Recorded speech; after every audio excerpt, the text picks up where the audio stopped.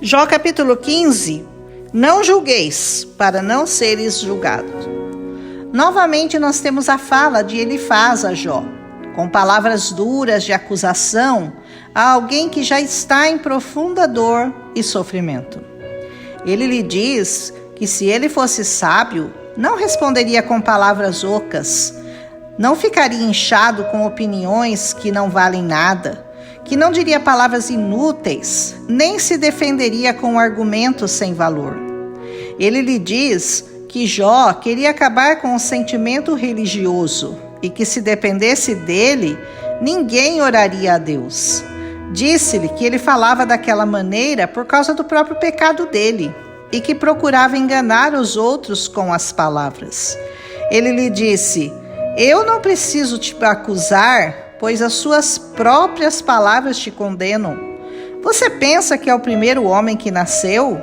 Por acaso você veio ao mundo antes das montanhas? Será que você conhece os planos secretos de Deus? Será que só você é sábio? Será que sabe mais do que nós? O que nós sabemos, aprendemos com pessoas idosas que nasceram antes do seu pai. Por que você não quer aceitar o conselho que Deus lhe oferece? Em nome dele, nós falamos delicadamente com você. Por que você se deixa levar pelo seu coração?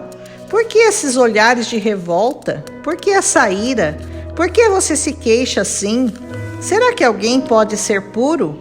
Pode alguém ser correto diante de Deus? Se Deus não confia nem nos anjos e se nem o céu é puro aos seus olhos, que diremos então do ser humano, imundo e nojento, que bebe o pecado como se fosse água? Escute, Jó, vou te explicar o que eu tenho visto.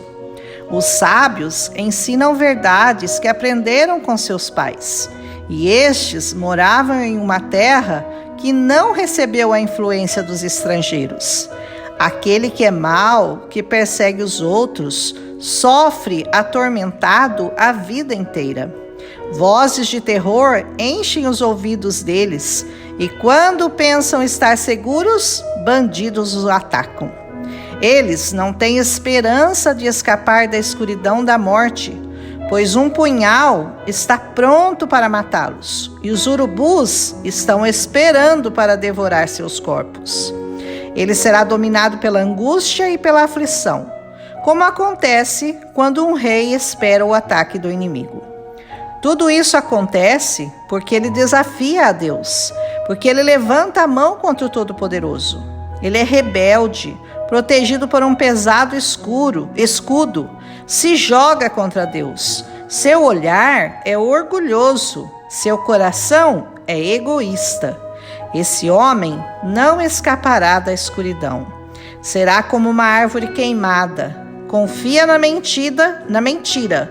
Secará antes da hora. Os maus não terão descendentes. Fazem o que é errado e só pensam em enganar os outros.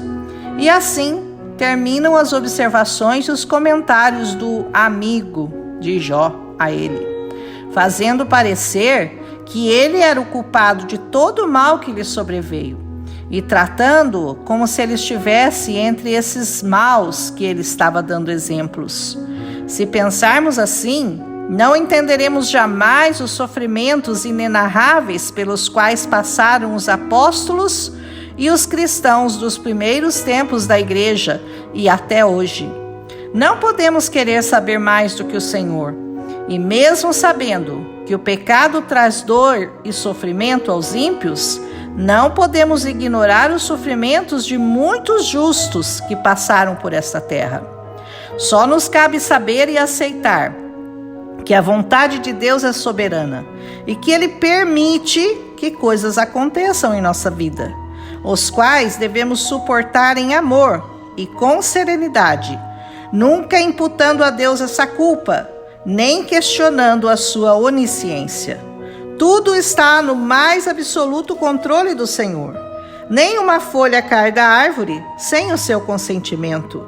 E temos que sempre confiar que os seus planos e seus propósitos para nós são perfeitos e que seus pensamentos são muito mais elevados que os nossos. Não permita que Satanás te engane enquanto você passa por uma situação difícil e aparentemente impossível de ser solucionada. Deus não te dá uma cruz mais pesada do que a que você consiga carregar. E por maiores que sejam suas dores, se você se mantiver fiel, Ele te dará a justa recompensa por sua fé e confiança nele. O amigo de Jó fez o papel do acusador na vida dele. Não sejamos nós assim também, que da nossa boca sempre saiam palavras de encorajamento, de bênção, de esperança e de amor. Ainda que seja um ímpio, alguém que tenha errado muito em sua vida, não sejamos nós a julgar e muito menos a condenar. Vamos pregar um evangelho que cura, que restaura, que santifica, que dá esperança.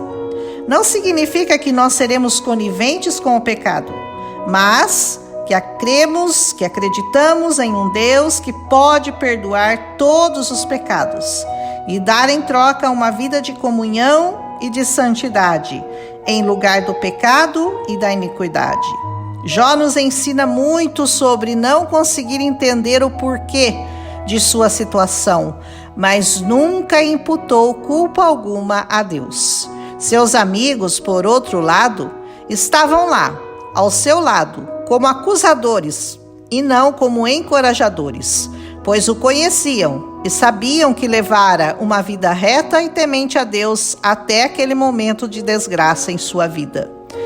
Que o significado de não julgueis para não seres julgados, que o Senhor nos ensinou, seja algo real e palpável e que deve ser praticado diariamente em nossas vidas. Amém? Um abraço e até amanhã, seguindo o nosso aprendizado com esse homem justo e fiel que suportou dores e afrontas, assim como Jesus o fez.